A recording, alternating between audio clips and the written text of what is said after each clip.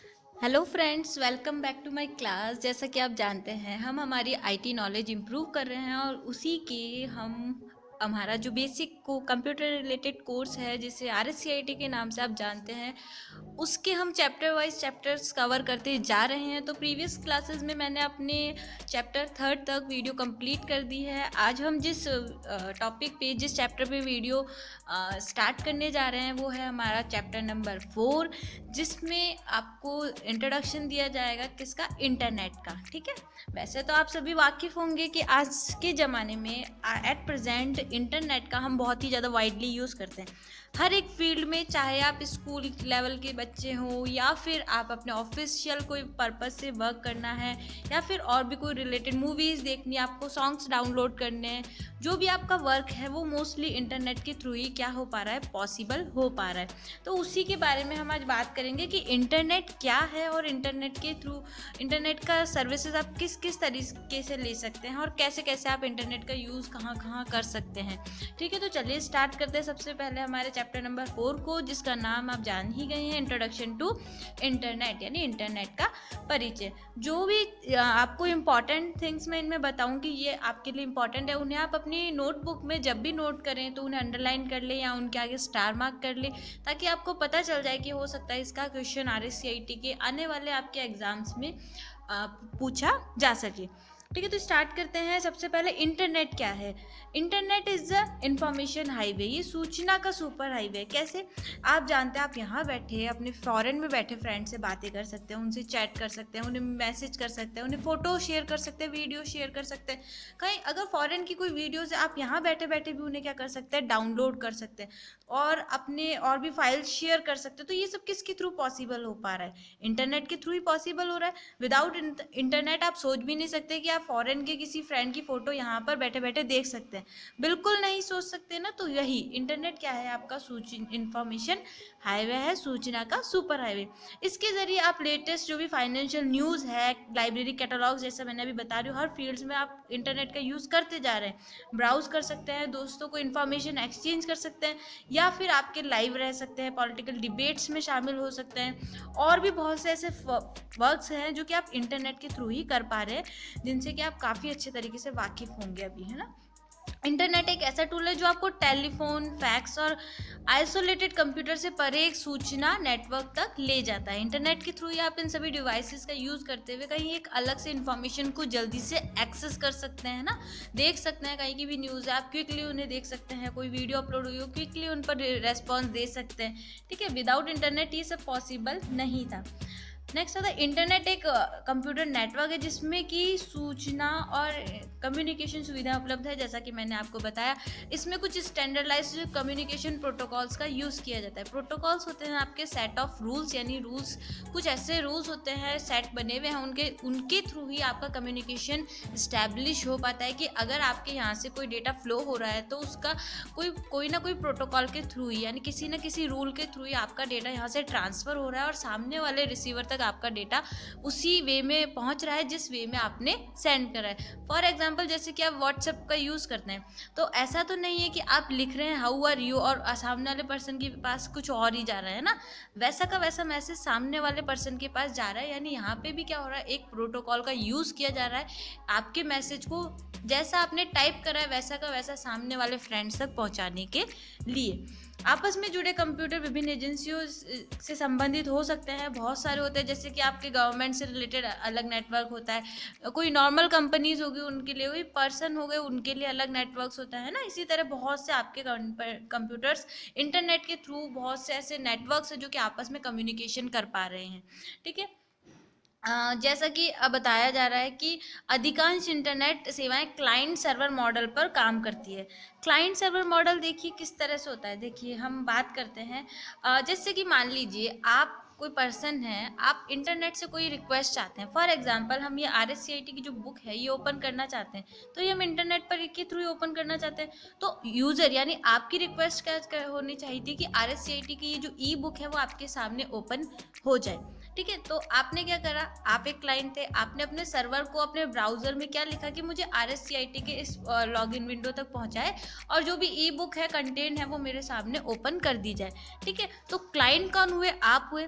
और सर्वर क्या करवा रहा है, जो भी आपने रिक्वेस्ट सर्वर को दी है, यानी RSCIT की इस बुक को ओपन करने की रिक्वेस्ट दी है, तो सर्वर आपकी उस रिक्वेस्ट के अकॉर्डिंग रेस्पॉन्स आपके ब्राउजर पर शो करवा रहा है। आई होप आप लोग ब्राउजर को तो समझ ही गए कि ब्राउजर क्या है, ठीक है। तो समझ में आया क्लाइंट सर्वर मॉडल क्या होता है, जहाँ पे एक क्लाइंट अपनी रिक्वेस्ट सर्वर पर भेजता है और सर्वर क्लाइंट की रिक्वेस्ट के अकॉर्डिंग क्या करता है, रेस्पॉन्स क्लाइंट के ब्राउजर विंडो पर शो करवाता है। तो ये होता है हमारा क्लाइंट सर्वर मॉडल, ठीक है। नेक्स्ट आता है, एक कंप्यूटर अगर फाइल प्राप्त कर रहा है तो क्लाइंट कहलाता है, जैसा कि मैंने आपको बताया, और अगर वह फाइल भेज रहा है तो सर्वर कहलाएगा, है ना। अगर आप कुछ रिसीव कर रहे हैं आपके डिवाइसेस के थ्रू तो आप कौन है, क्लाइंट है, और जो भी आपके लिए रिस्पॉन्स दे रहा है तो वो कौन हो गया, आपका सर्वर हो गया, ठीक है। यही इसमें बताया गया है। इंटरनेट पर पहुंच प्राप्त करने के लिए अधिकांश लोग अपने क्षेत्रों में ISP के साथ क्या करते हैं, अकाउंट खोलते हैं। ISP की फुल फॉर्म आपके लिए इंपॉर्टेंट है, इंटरनेट सर्विस प्रोवाइडर, और ये कौन होते हैं ये भी आपके लिए क्या है, इंपॉर्टेंट है। फॉर एग्जांपल देखिए, यहाँ पे आपको एक डायग्राम दिख रहा है, एक वेब यूजर यहाँ पे और एक यहाँ पे। ISP क्या होता है, जो इंटरनेट होता है उसकी सर्विसेज को ISP के थ्रू आप अपने घर तक या आपकी जो भी डिवाइसेस हैं वहाँ तक एक्सेस कर सकते हैं। फॉर एग्जांपल मान लीजिए आपके घर में BSNL का नेट कनेक्शन है, तो BSNL आपके केस में क्या हो गए, ISP हो गए, यानी इंटरनेट की सर्विस कौन प्रोवाइड करवा रहा है, आपको BSNL के थ्रू ही प्रोवाइड हो रही है। इंटरनेट तो जाल है एक तरीके से, इंटरनेट अपना अलग दुनिया है, ठीक है। इंटरनेट को आप तक एक्सेस करवाने का काम कौन करवा रहा है, आपके ISPs करवा रहे हैं, जो कि अभी हम आगे यहाँ पे पढ़ेंगे। इंटरनेट को एक्सेस कैसे करें, नेक्स्ट टॉपिक आता है कि हाउ टू एक्सेस इंटरनेट। जब एक बार जब आप अपने कंप्यूटर को सेटअप कर लेते हैं तो आपको इंटरनेट एक्सेस चाहिए ही होता है, ताकि आप मेल भेज सके, मेल रिसीव कर सकते हैं, वेब ब्राउज कर सके, मूवीज़ देख सके, या और भी इनसे रिलेटेड वर्क या इंटरनेट के थ्रू किए जाने वाले वर्क अगर आप करना चाहते हैं तो आपके पास इंटरनेट तो होना ही चाहिए। बिना इंटरनेट के आप क्या कर सकते हैं, इन सभी ऑप्शंस को एक्सेस या इनके ऊपर वर्क नहीं कर सकते। तो इससे पहले इंटरनेट एक्सेस कर सके आपको क्या करना होगा, इंटरनेट कनेक्शन लेना होगा और एक वेब ब्राउज़र की आवश्यकता होगी। वेब ब्राउज़र तो देखिए क्रोम आप इंटरनेट से डाउनलोड कर ही सकते हैं, और इंटरनेट एक्सप्लोरर आपके विंडोज़ ऑपरेटिंग सिस्टम में ऑटोमेटिकली आपको मिल जाता है। इंटरनेट कनेक्शन पाने के लिए आपको इंटरनेट से ISP और मॉडेम की आवश्यकता होती है। मॉडेम मैंने प्रीवियस क्लास में बता ही दिया कि जो कि आपके सिग्नल्स को कन्वर्ट करने के लिए क्या लिया जा रहा है, यूज़ में लिया जा रहा है। और ISP जो कि आपको इंटरनेट की सर्विस प्रोवाइड करवाएंगी, ठीक है। तो आपके पास इंटरनेट सर्विस होने के लिए इन दो थिंग्स की ज़रूरत होगी। फॉर एग्जांपल एक और एग्जांपल लेते हैं। फॉर एग्जांपल आपको आपके मोबाइल में अगर नेट चलाना है तो आप बिना किसी कंपनी के, बिना किसी ISP के मोबाइल में इंटरनेट नहीं चला सकते। जियो का भी अगर हम नाम लेके देखते हैं तो देखिए, जियो का भी अगर आपको डेटा का यूज़ करना है 4G 5G, तो सबसे पहले आपको क्या करना होगा, जियो की सिम लेनी होगी। एक तरह से आपने कनेक्शन इस्टेब्लिश करवाया। अब आपको इंटरनेट की सर्विस कौन प्रोवाइड करवा रहा है, फॉर जैसे जियो है इसी तरह की और भी जो कंपनीज है वो आपको इंटरनेट सर्विस प्रोवाइड करवा रही है। वही आपके इंटरनेट सर्विस के इस जो मैं आज बता रही हूँ आपको, इसी में भी वही यूज़ में लिया जा रहा है। मैंने अभी आपको BSNL का एग्जाम्पल दिया था, अभी मैंने आपको जियो का दिया। जो भी ऐसे प्रोवाइडर जो कि आपको इंटरनेट एक्सेस करने की पूरी फैसिलिटी दे रहे हैं वो किस में आ जाते हैं, आपके ISP के अंडर में आ जाते हैं। ISP इंटरनेट सेवा प्रदाता, इंटरनेट सर्विस प्रोवाइडर कौन होता है, एक ऐसा संगठन है जो इंटरनेट उपयोग करने के लिए सर्विस प्रोवाइड करवाता है, ठीक है। समझ में आया आपको, जैसे मैंने ये आपके नॉन प्रॉफिट भी हो सकता है, कोई प्राइवेट ओन भी हो सकता है, या कोई गवर्नमेंट भी हो सकता है ना, किसी भी फॉर्म में हो सकता है। ये जरूरी नहीं कि केवल गवर्नमेंट हो या प्राइवेट हो, किसी भी फॉर्म में हो सकते हैं। आमतौर पर ISP द्वारा प्रदान की जाने वाली इंटरनेट सेवाओं में internet access, internet transmit, domain name systems, ये भी आपको ISP ही प्रोवाइड करवाता है। वेब होस्टिंग की सर्विसेज ISP के थ्रू प्रोवाइड करवाई जाती है। यूज़ नेट सर्विसेज यानी न्यूज़ से रिलेटेड वर्क है, न्यूज़ की वर्क सर्विसेज है, वो भी ISP के थ्रू प्रोवाइड करवाई जाती है। डोमेन नेम सिस्टम, अगर आप अपने कंप्यूटर सिस्टम का डोमेन नेम के अकॉर्डिंग नेम रखना चाहते हैं तो वो भी आपका ISP के थ्रू सभी सर्विसेज। डोमेन नेम सिस्टम हम आगे पढ़ेंगे डीप में, अभी तो केवल आप ये देख लीजिए कि ISP के थ्रू कौन कौन सी सर्विसेज आपको प्रोवाइड करवाई जाती है, ठीक है। अब बात करते हैं हम मॉडेम की, ठीक है। मॉडेम क्या होता है, जैसे मैंने प्रीवियस क्लास में भी आपको बताया है, ये क्या होता है, टेलीफोन लाइंस के थ्रू आपके कंप्यूटर सिस्टम से कनेक्टेड होता है और आपका जो भी सिग्नल्स आपके यहाँ से ट्रांसफ्लो हो रहे हैं उन्हें डिजिटल सिग्नल्स में कन्वर्ट करना, डिजिटल सिग्नल्स को एनालॉग में कन्वर्ट करना, एनालॉग को फिर डिजिटल में कन्वर्ट करवा के सामने वाले पर्सन को दिखाना। तो ये सब काम कौन करवाता है, आपका मोडेम करवाता है। ठीक है, मोडेम एक डिवाइस प्रोग्राम है जो कि डेटा ट्रांसमिट करने के लिए कंप्यूटर को सक्षम बनाता है। उदाहरण के तौर पर डेटा को टेलीफोन या केबल लाइन पर ट्रांसमिट करवाता है। कंप्यूटर में जानकारी डिजिटल फॉर्म में होती है, जैसा कि मैंने आपको पहले भी बताया कि मान लीजिए ये आपका कंप्यूटर है ना, आपके पास जो जानकारी वो डिजिटल फॉर्म में है। अब आपकी जो जानकारी है वो, जैसे मान लीजिए आईएसपी या फिर यहाँ पे मान लीजिए कोई दूसरा मोडेम मान लेते हैं, है ना, ये जो इमेज दिखा रहे हैं ये क्या है, आपका मोडेम है, ये है आपका पीसी। ठीक है, अब आपके पीसी से डिजिटल सिग्नल्स फ्लो हो रहे हैं, तो जो आपका मोडेम है वो क्या करेगा, इन डिजिटल सिग्नल्स को 0101 वाले सिग्नल्स को किस में कन्वर्ट करेगा, एनालॉग सिग्नल्स में कन्वर्ट करेगा। ठीक है, एनालॉग सिग्नल्स में कन्वर्ट करके वायर्स के थ्रू या जो भी सर्विसेज है उनके थ्रू क्या करेगा, आपके जो भी सामने वाला पर्सन है उसके मोडेम तक लेकर जाएगा। ठीक है, मोडेम ने क्या करा, सिग्नल्स को कन्वर्ट करा, अब आपके सिग्नल्स एनालॉग सिग्नल्स में कन्वर्ट हो रहे। अब जो सामने वाले पर्सन का मोडेम होगा, ठीक है, ये सामने वाले पर्सन का मोडेम मान लेते हैं हम, इस सामने वाले पर्सन का जो मोडेम होगा वो क्या करेगा, ये जो एनालॉग सिग्नल्स निकले हैं इन्हें फिर किस में ट्रांसफर चेंज करेगा, ये डिजिटल सिग्नल 0101 की फॉर्म में कन्वर्ट करेगा और फिर उस सामने वाले पर्सन के सिस्टम पे जो भी आपने मैसेज भेजा है उसे शो करवा देगा। तो आई होप आपको समझ में आया होगा कि मोडेम क्या कर रहा है, आपके टेलीफोन लाइंस के थ्रू लगा हुआ रहता है और ये आपके डिजिटल सिग्नल्स को एनालॉग सिग्नल्स में और एनालॉग सिग्नल्स को वापस डिजिटल सिग्नल्स में कन्वर्ट करवाने का काम करता है। मोडेम को दो नाम से भी जाना जा सकता है, मॉड्यूलेशन और मॉड्यूलेटर और डीमॉड्यूलेटर भी इसे कह सकते हैं।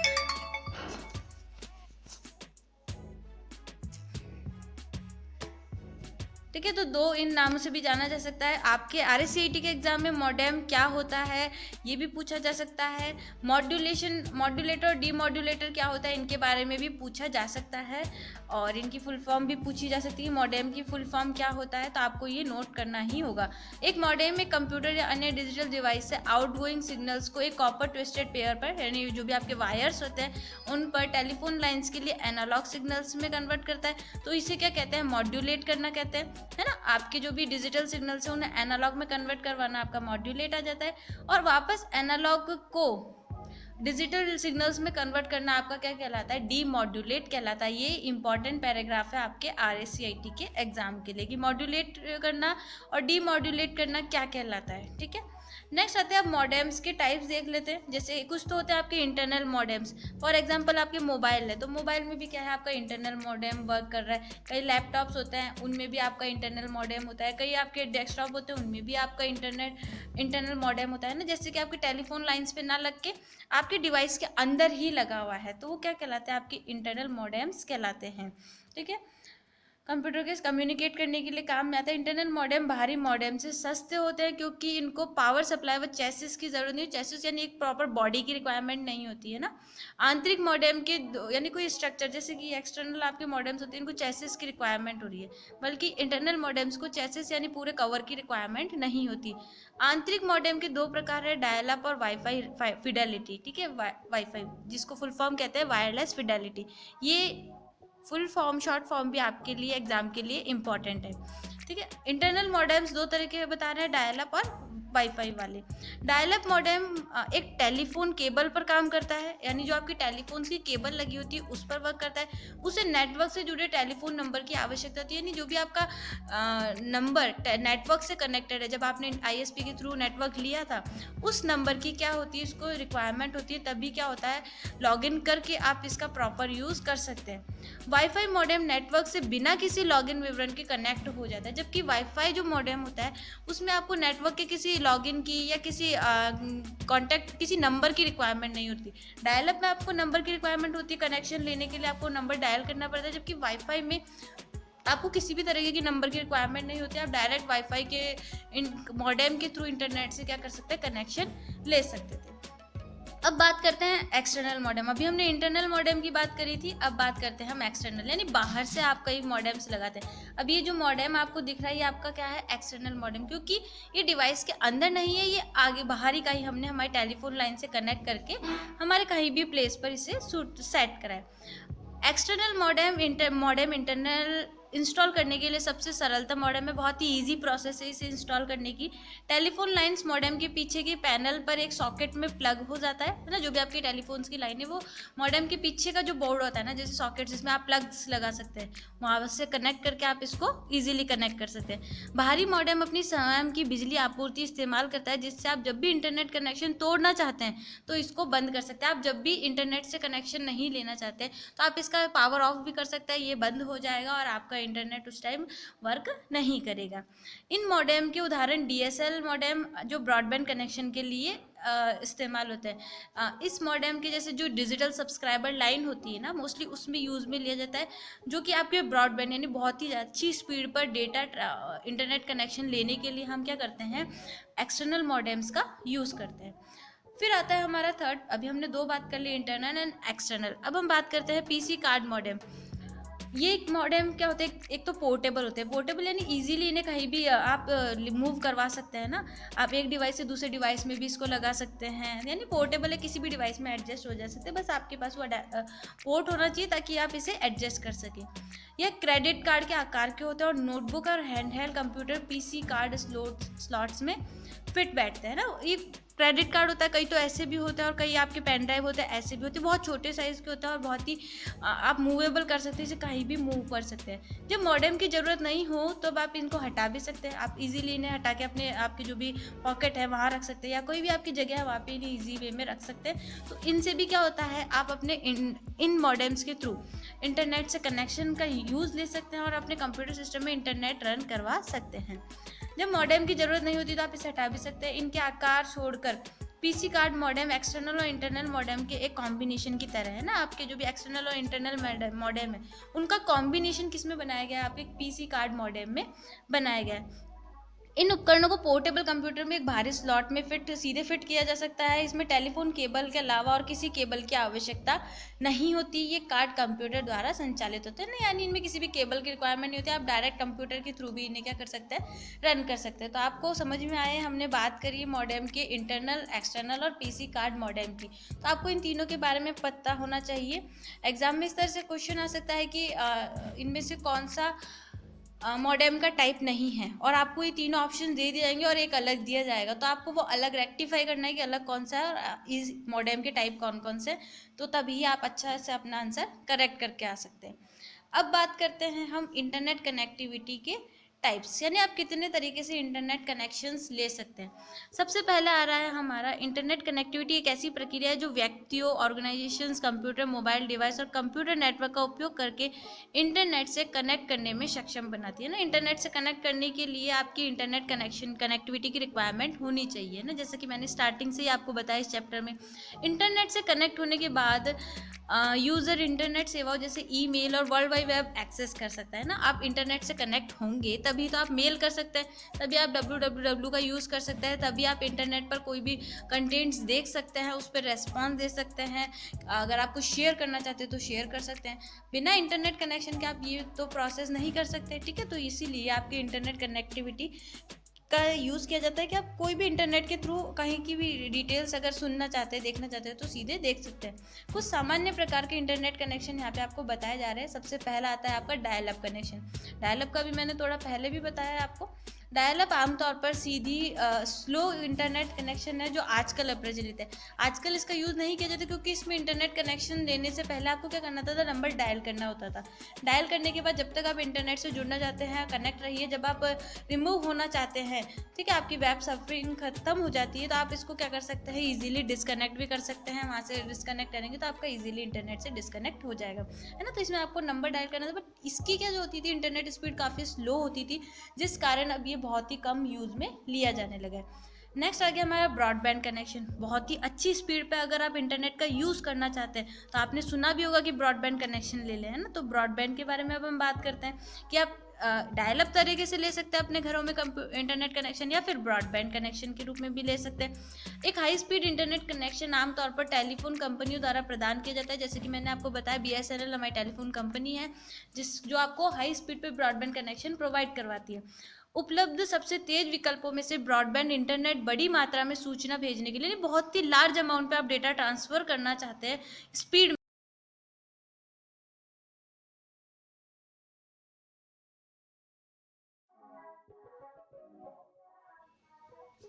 बहुत ही हाई स्पीड पर आप डेटा अपना ट्रांसफ़र करना चाहते हैं, तो आप किसका यूज़ करते हैं? ब्रॉडबैंड कनेक्शंस अपने ISP के थ्रू क्या लेते हैं आप अपने घरों में या फिर आपके ऑफिस में आप इसका यूज़ कर सकते हैं। ब्रॉडबैंड इंटरनेट स्पीड उपयोगकर्ता को यूज़र को कंप्यूटर के माध्यम से video conferencing, voice call, live streaming करनी हो, वीडियो स्ट्रीमिंग करनी हो, टेक्नोलॉजी, इनके बहुत से यूज़ लेने में लिए काफ़ी अच्छे रहते हैं, क्योंकि इसमें जो स्पीड होती है काफ़ी अच्छी रहती है। तो आपने कहीं भी अगर वीडियो कॉन्फ्रेंसिंग करनी है तो इसमें बिना ब्रेक हुए आप आराम से क्या कर सकते हैं, अपनी वीडियो कंटिन्यू कर सकते हैं। नहीं तो क्या होता है, सिग्नल्स कहीं पे कम होते हैं, कनेक्शन में कहीं पे स्पीड कम रहती है, तो आप लाइव अपनी कॉन्फ्रेंसिंग नहीं कर पाते, पॉसिबल नहीं हो पाता। उपलब्ध ब्रॉडबैंड के प्रमुख जो टाइप्स हैं आपके ब्रॉडबैंड में, उसमें DSL जैसे डिजिटल सब्सक्राइबर लाइन, एक लाइन बिछाई जाती है, लगाई जाती है, जिसके थ्रू आपके घरों तक इंटरनेट आपको मिल जाता है। केबल्स लगाए जाते हैं सैटेलाइट के थ्रू, मोबाइल ब्रॉडबैंड भी शामिल है आपके ब्रॉडबैंड कनेक्शंस में। ब्रॉडबैंड की गति को सामान्यतः MBPS यानी मेगा बिट्स पर सेकंड, आप देख रहे हैं यहाँ पे M कैपिटल है, B स्मॉल है ना, तो ये B स्मॉल का मतलब होता है बिट्स। कभी कभी आपने देखा होगा MBPS, अगर B कैपिटल है तो वो होता है आपका मेगाबाइट पर सेकंड। ठीक है, तो यहाँ पे अपनी जो स्पीड है ब्रॉडबैंड की वो है MBPS, मेगा बिट्स पर सेकंड। आपको कितना डेटा ट्रांसफ़र हो रहा है, कितनी की स्पीड आपको इंटरनेट की मिल रही है। नेक्स्ट आता है हमारा वाईफाई। वाईफाई की फुल फॉर्म आपके लिए सबसे इंपॉर्टेंट है वायरलेस फिडेलिटी, WLAN यानी wireless local area networking. Local area का हम बाद में बात करेंगे कभी कि क्या होता है, मैं आपको इसके बारे में भी बता दूंगी। अभी जो सिलेबस में आपके दिख रहा है अपन केवल उनके ही बात करेंगे। ठीक है, जो स्मॉल एरियाज़ में अगर आप वाईफाई का यूज़ करना चाहते हैं, आप जानते हैं कि आपका मान लीजिए कोई ऑफिस है, छोटा ऑफिस है, वहाँ पे अगर आप वाईफाई लगा लेते हैं तो पूरा ऑफिस उस वाईफाई का यूज़ कर सकता है। स्मॉल रेंज में, स्मॉल एरिया में आप डेटा ट्रांसफ़र कर सकते हैं, इंटरनेट का यूज़ कर सकते हैं स्मॉल एरियाज़ में। ठीक है, जिसे डिवाइसेस पर संचारित करने के लिए रेडियो फ्रिक्वेंसी का हम क्या करते हैं, वाईफाई में यूज़ करते हैं, और बहुत अच्छी स्पीड पे बिना वायर्स के हमारे पास इंटरनेट एक्सेस करने की हमें फैसिलिटी मिल जाती है। वाईफाई टेक्नोलॉजी का उपयोग करने वाले डिवाइस में पर्सनल कंप्यूटर, जैसे वाईफाई टेक्नोलॉजी कौन कौन सी डिवाइसेस यूज़ कर सकती है, आपके पर्सनल कंप्यूटर, PCs हो गए, आपके कंसोल्स हो गए, वीडियो गेम्स के जो भी पार्ट्स होते हैं, smartphones, digital camera, tablets, digital audio player, और लेटेस्ट जो आपके प्रिंटर्स होते हैं, ये सभी वाईफाई के थ्रू आपस में एक दूसरे से कनेक्टेड हो सकते हैं। ठीक है, वाईफाई कंपैटिबल डिवाइस एक WLAN नेटवर्क और एक वायरलेस एक्सेस पॉइंट के माध्यम से इंटरनेट से कनेक्ट कर सकते हैं। एक एक्सेस पॉइंट होता है, उस पॉइंट के थ्रू क्या कर सकते हैं, जैसे आपके घरों में कहीं ना कहीं लगाते हैं ना, तो वैसे एक एक्सेस पॉइंट होता है, उस एक्सेस पॉइंट के थ्रू आपके सभी डिवाइसेज उस वाईफाई के थ्रू कनेक्शन होकर इंटरनेट का यूज़ अपने लिए कर सकते हैं। इस तरह के एक एक्सेस पॉइंट की जो रेंज होती है इस वाईफाई की, वो होती है लगभग 20 मीटर्स यानी 66 फीट, और घर के बाहर थोड़ी और ज़्यादा, यानी आपके घर होता है उससे थोड़ी बाहर तक आपकी वाईफाई की रेंज अच्छी मिल जाती है। जैसे आप वाईफाई की रेंज तक आते हैं, उस एक्सेस पॉइंट तक आते हैं, तो आपकी स्पीड देखते होंगे वाईफाई के कनेक्शन बहुत अच्छा रहता है। थोड़ा दूर जाते हैं तो धीरे धीरे आपके वाईफाई का जो टावर नेटवर्क्स होते हैं वो कम होते जाते हैं, और ज़्यादा दूर जाने पर आपको वो आप वाईफाई से कनेक्ट नहीं हो पाते हैं ना, तो इसका एक पर्टिकुलर रेंज होता है। जैसे आप अपने मोबाइल्स के थ्रू भी किसी को नेट देते हो, तो आपका मोबाइल अगर दूर चल जाएगा तो जिसको भी आप नेट का यूज़ करवा रहे हो उसके लिए थोड़ा इम्पॉसिबल हो जाता है नेट का यूज़ करना, वही यहाँ पे बताया जा रहा है। हॉटस्पॉट का कवरेज दीवारों युक्त एक कमरे के बराबर हो सकता है। हॉटस्पॉट हम मोबाइल में ऑन करते हैं, उसी तरह एक कहाँ तक का हो सकता है, आपके एक कमरे के बराबर हो सकता है, जो रेडियो वेव्स को ब्लॉक करता है, या कई ओवरलैपिंग एक्सेस पॉइंट का उपयोग करके कई 1 किलोमीटर तक भी कवरेज किया जा सकता है। यानी कई और भी एक्सेस पॉइंट आप लगा के क्या कर सकते हैं, अपने वाईफाई की जो रेंज है वो इंक्रीज कर सकते हैं। कोई भौतिक कनेक्शन नहीं होने पर वायर्ड कनेक्शन की तुलना में हम लोग के प्रति अधिक संवेदनशील होते हैं, जैसे इथरनेट है ना। कोई अगर आपका फिजिकल कनेक्शन नहीं होता इसमें, और जो वायर्ड कनेक्शन होता है उसकी तुलना में अगर कुछ ऐसी सिचुएशन आ जाती है जिसमें कि आपको पता चल रहा है कि वाईफाई पर अटैक हो रहा है या कोई अनऑथराइज एक्सेस करना चाहते हैं, तो वो भी आप इसके थ्रू इजीली पता कर सकते हैं। नेक्स्ट आता है हमारा DSL, जिसकी फुल फॉर्म इंपॉर्टेंट है डिजिटल सब्सक्राइबर लाइन सेवा। एक ब्रॉडबैंड कनेक्शन का प्रयोग करती है, जैसा कि अभी मैंने बताया ब्रॉडबैंड का, जो इसे डायल अप से अधिक तेज बनाता है। DSL आपके डायल अप वाले जो अभी हमने प्रीवियस में पढ़ा था उससे थोड़ा अच्छी स्पीड दे देता है। डायल अप में स्पीड आपकी कम रहती है, बट डिजिटल सब्सक्राइबर लाइन्स के थ्रू क्या रहती है, थोड़ी स्पीड आपको अच्छी मिल जाती है।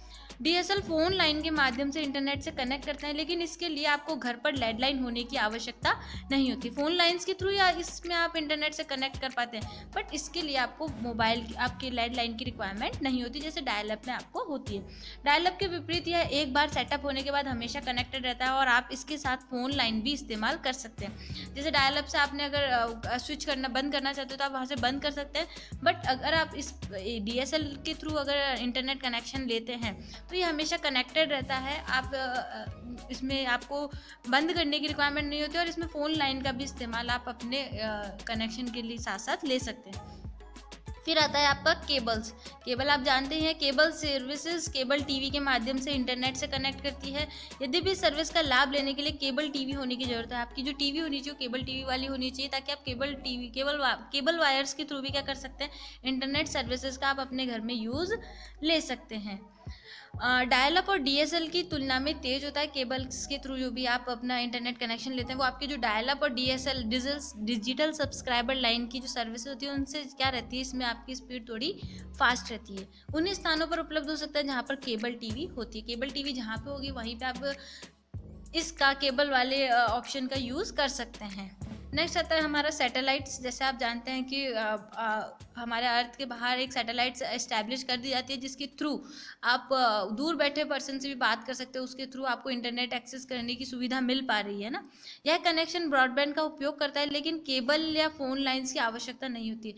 इसमें आपको केबल की भी रिक्वायरमेंट नहीं होती और फ़ोन लाइन्स की भी आपको रिक्वायरमेंट्स नहीं होती है। पृथ्वी की परिक्रमा कर रहे उपग्रह के माध्यम से इंटरनेट को जोड़ता है। यानी कुछ आपने देखा होगा सैटेलाइट्स इस्टेब्लिश करा गया है अंतरिक्ष में, है ना, तो वहाँ पे जो भी सैटेलाइट इस्टेब्लिश किया गया उसके थ्रू उसकी जो वेव्स निकलते हैं वो इंटरनेट किससे जुड़ता है, वो बाहर जो सैटेलाइट्स घूम रहे होते हैं उनके थ्रू क्या करता है, इंटरनेट हमारे घर तक पहुंचाने का पूरी फैसिलिटी करता है। सैटेलाइट्स के थ्रू भी आपको इंटरनेट मिल सकता है, बट सैटेलाइट्स के अगर हम इंटरनेट लेते हैं सैटेलाइट्स के थ्रू तो इसका थोड़ा सा ये डिसएडवांटेज हो जाता है, क्योंकि इसका मौसम पे काफ़ी इफेक्ट पड़ता है। मौसम वेदर में अगर क्लाउड्स ज़्यादा होंगे तो आपका क्लाउड्स का इफेक्ट पड़ेगा। फॉर एग्जाम्पल जैसे हमारा टीवी, हम टाटा स्काई डिजिटल जो भी हम डिश टीवी लगवाते हैं यूज़ करते हैं, वो सभी सैटेलाइट्स के थ्रू होती है। जैसे आपने देखा वो क्लाउडी आपका इन्वायरमेंट होता है तो आपका प्रॉपर टीवी कनेक्शन नहीं हो चल पाता है ना, तो वही सैटेलाइट्स के थ्रू भी हमें इंटरनेट भी मिलता है। तो इंटरनेट तब हमारा इफेक्ट पड़ सकता है जब कोई हमारे इन्वायरमेंट में थोड़ा सा इफेक्ट हो जाता है।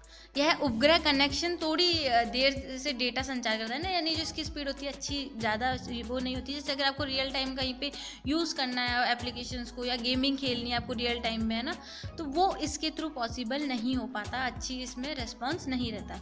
फिर आता है आपका मोबाइल फ़ोन कनेक्शन के माध्यम से मोबाइल ऑपरेटर द्वारा इंटरनेट सेवाएं प्रदान की जाती है ना। मोबाइल ऑपरेटर होते हैं जैसे जियो हो गए, एयरटेल हो गए, वाईफाई और भी हो गई आपकी कंपनीज, है ना। जो मोबाइल ऑपरेटर्स होता है आपको इंटरनेट की सर्विस आपके मोबाइल के थ्रू आपके सिम्स के थ्रू प्रोवाइड करवाते हैं, वो आपकी मोबाइल्स में आ जाते हैं।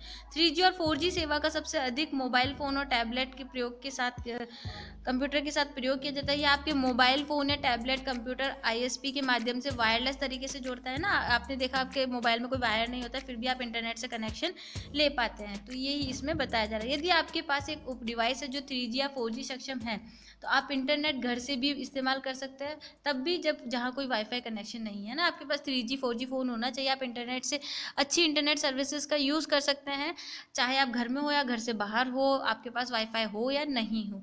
ठीक है, तो आई होप आपको इन वीडियोज़ में समझ में आया होगा कि किस तरह से हम इंटरनेट कनेक्टिविटीज़ होती है, कितने टाइप्स की, और कौन कौन से तरीके से हम हमारे घर पे ISP के थ्रू सर्विसेज का यूज़ कर सकते हैं। तो अगर वीडियोस पसंद आई तो चैनल को सब्सक्राइब करना ना भूलें।